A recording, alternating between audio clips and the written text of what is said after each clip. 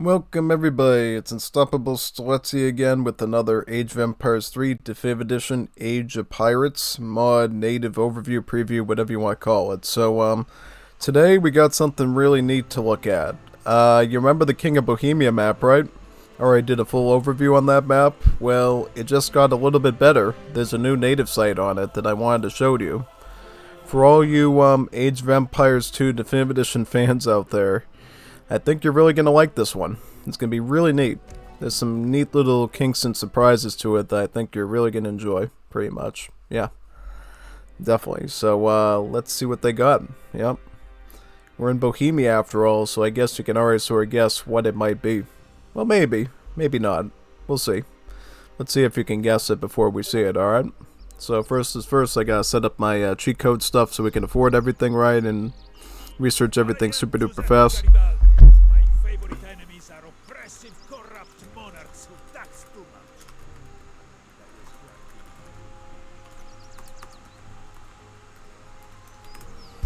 That's done, we can run our way over there right now, and yeah, get that native site done. So it should be here right in the upper left corner if you're on this side of the map. If you're on the right side of the map, it'll be sort of in this area over there. Just for some perspective. So this is the native site, yep. I think you know what it already is. I mean, what are these things? You know what these are? You've played Definitive Edition 2 before, haven't you? You know what these are? Hussite Wagons, right? Unique unit of the Bohemians in D2. And this site is the Hussite Camp, yeah. So the Hussites are now a native settlement in Age of Pirates, yeah. Really nice stuff. So what's the first thing we want to go over? Well, the first thing I'll show you is the Hussite Cannoneers. These are their primary new unit. The Hussite Cannoneers are basically a hybrid between Pavasier and Abyss Gunner. So in terms of raw stats, they are going to be similar to the Abyss Gun. They got skirmisher type multipliers and crush damage. So they're going to be good against muskets and skirms, basically, and somewhat good against artillery, somewhat. But there are some other things we have to go over, that being the Pavasier part. So if you look at the unit now, it's got about 20% pierce armor, right? But if we put the stagger mode on, then it goes into 20% crush armor.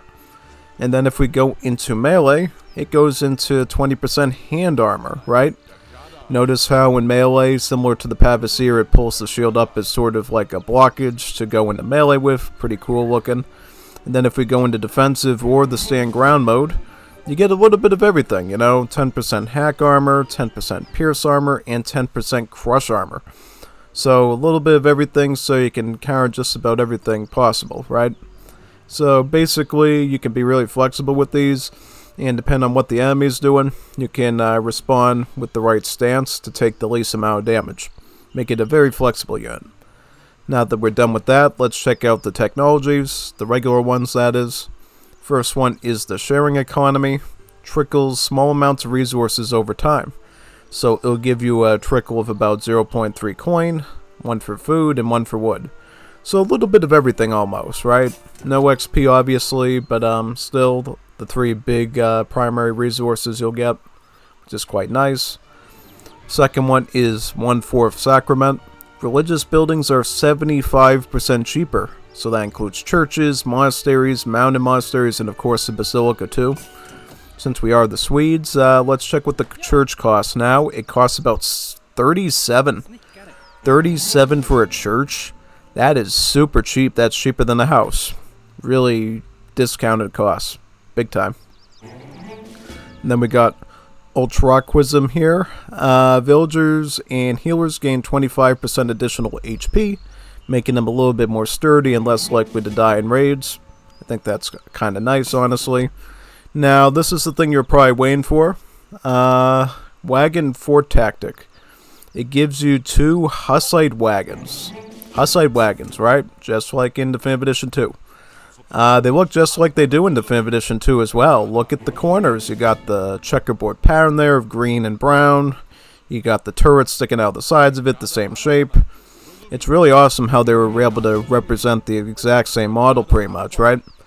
And I'll show you what their stats look like too. So statistically, They cost about 600 wood and 300 coin.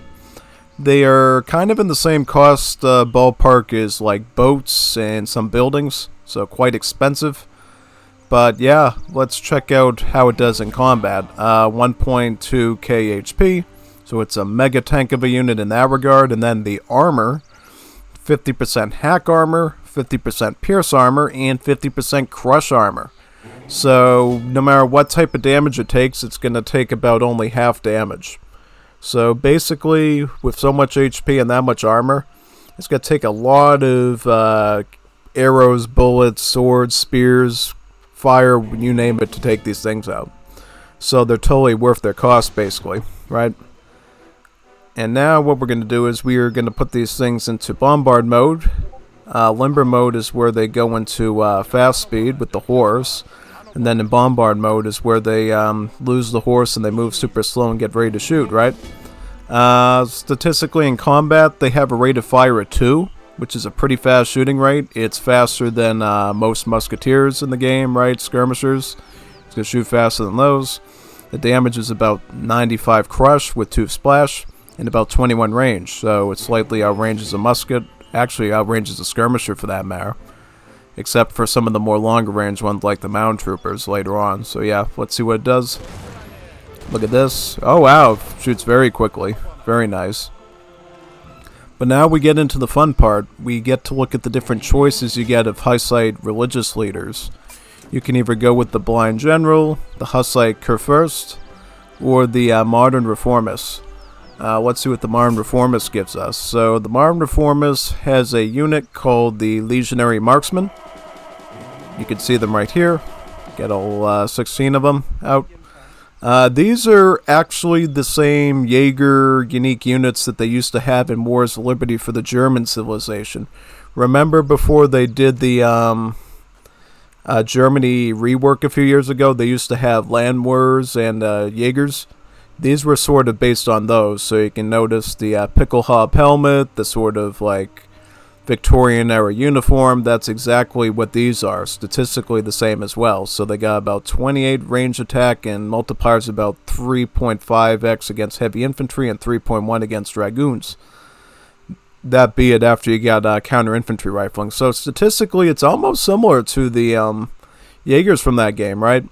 Only difference is these guys actually gain 1 range with each upgrade. So by the time you get all 3 upgrades, be it the Veteran Guard and Imperial on them, they actually go up to 23 range. So they end up becoming some pretty serious snipers, especially against their counters, which is quite good.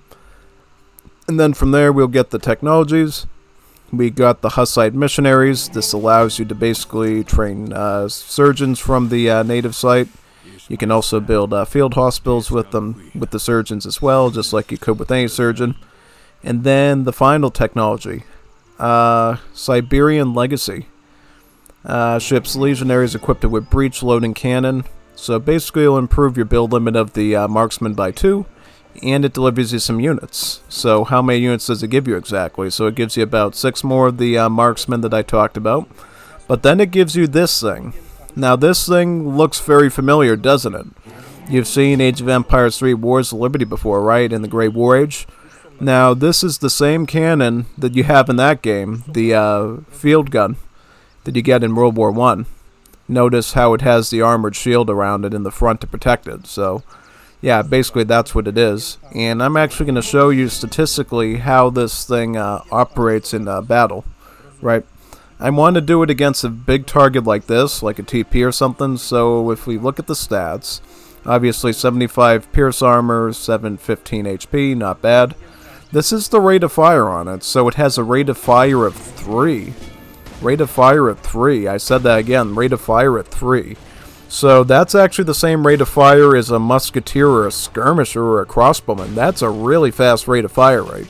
And why does that matter? So if we go back over here and we build a foundry, right? And I put up like a falconet or something. Notice how the standard rate of fire on cannons is 4. So the fact that this cannon here shoots at a rate of fire at 3 is actually pretty significant. That means it's going to take out stuff a lot faster than your standard artillery is. And on top of that, the stats on its own are pretty good. 140 crush, 4 splash, 3 multipliers against infantry, 2 against buildings, 4.5 against ships. Quite good. I mean, look at this. This only has 3 splash, so not only does this thing have, and it has more range too. I just noticed that 34 more range. That's a very exceptional piece of artillery to use. Now, for this particular instance, this is the only cannon you'll get.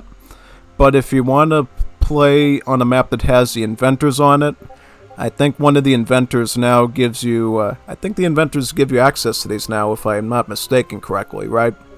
Might need a little clarification if they don't, but if I recall correctly, on maps that have the inventors, you'll actually be able to get these now and be able to train them constantly, which is pretty cool. Yeah, and the standard build limit is about 2, so yeah, you'll be able to make 2 of these, which is not bad. Alright, we're done with that, and we got 2 more options for Hussite religious leaders to look at now. And then we should be all set, okay?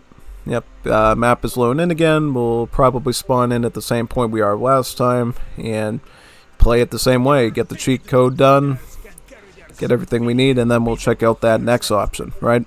So let's run up there very quickly with Thor, and Thor will help us build that very fast.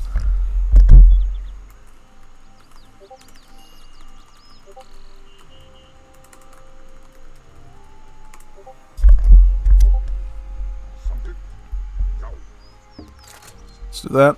And now we got another religious leader here, the Hussite Kurfürst. And he's got some other stuff for us to look at. So his unit is the Hussite Knight. And the Hussite Knight looks like this, basically. So statistically, the hand attack looks pretty meager. It's a hand attack of like 3.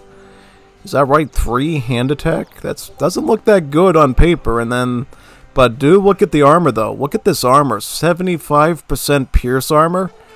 That is like almost like a Huscarl in Age of Empires 2. That's like a mega tank of a unit. So basically with these things, you want to stick these things in the front of your army to protect them from skirmisher shots and maybe even dragoon shots. Like if you got a big formation of hussars, you probably want these guys to take the bullets because they'll be able to last a little longer, right? So yeah, there's that. And then we got 2 new technologies as well to look at. The Compact of Unity. Native units are 20% cheaper in all their costs. That be it wood, coin, food, or influence if you're African, right? So now it goes down to a cost of only 48 food and 64 coin. Quite nice. And then the last technology is the Tracticus Pacis. Increases future income from all trade routes by 25%. So what does that mean? That basically means if you have like a trading post here, and you get like stagecoach or whatever, and you're trying to get different resources off the thing. Just show you that, like this. Notice how the delivery goes from 202 to a larger amount of 253. So now your trade routes are just going to work better for you overall, which is super awesome. Yeah, so there's that. And we got one more religious leader we want to look at, the Blind General. So now we're going to look at him and see what he has to offer us as well. And then we should be good, yeah. I hope you're enjoying this so far. I mean, I was so stoked when I heard they were bringing Hussite Wagons into Age of Empires 3. It was such a godlike OP unit in Definitive Edition 2, and now you're going to get to experience them in this game now. With the pretty much the same physical design and the same logic and functionality, you know what I mean? It's quite exceptional what they were able to pull off. These Age of Pirates people never cease to amaze me with what they come up with. They really don't.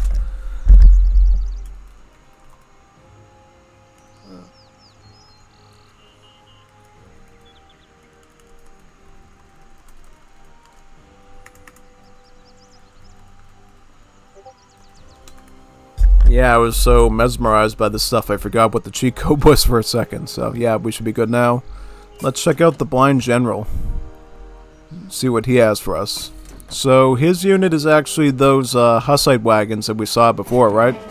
So if you actually want to keep training these throughout the match, you're going to need to have the Blind General to do it. If you only want to use these once, you can get away with just using Wagon 4 tactic to just keep the 2 alive. Alright? So now we got these 2 techs here. We got Jan Ziska's Legacy. Decreases gunpowder unit cost by 20%. So what does a gunpowder unit entail? So if you look at like your standard buildings, right? You got units like the Caroliner, this would be a gunpowder unit. Also, things like the Drabam would be another gunpowder unit as well. So, look at these costs here, 90 and 100, and also you got 65 and 40. Not to mention the units here, you had like 140, and then this. Let's see what happens when we get that, right? So, this stays the same, this gets cheaper. How about the Caroliner? This gets cheaper. How about the Drabant? This stays the same, so nothing happened with that. And last technology, it's kind of related to one that they have for, I believe, the revolutionaries in France, the Prague Underground.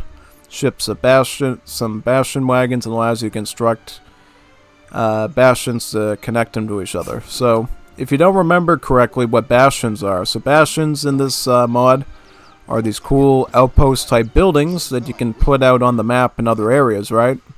So you could put one here, you could put one over here possibly, and what you're supposed to do with them is train a few units, right? And you can throw them in the bastion, right? Like that. And then from there, what you can do is you can teleport them. Just like it's a portal. Yeah, right up to here. Just like the commanderies that Malta has. So if you want to get around the map quickly, you can use these bastions to do that, which is super duper nice. It just allows you to get around the map very quickly. And particular for this map, King of Bohemia, you could teleport units from your base right into the center of the city right there, possibly, or at least pretty close to it. You know, I'm not sure there's too much building space there, but definitely you'll get pretty close to the walls where you need them to, if possible. So yeah, that's the Hussite Camp for you to learn. So yeah, really awesome native site overall. I definitely want you all to check it out. It's probably one of the best creations in terms of bringing Age of Empires 2 into Age of Empires 3, I would say. If you keep supporting the Age of Pirates team, I bet you can expect a lot more cool native stuff like this in the future, as well as new maps. So definitely be on the lookout for that too. Either way, signing off now from this one. Thank you, Age of Pirates team, for being so awesome and making so much cool stuff for us to play with, right? Big time.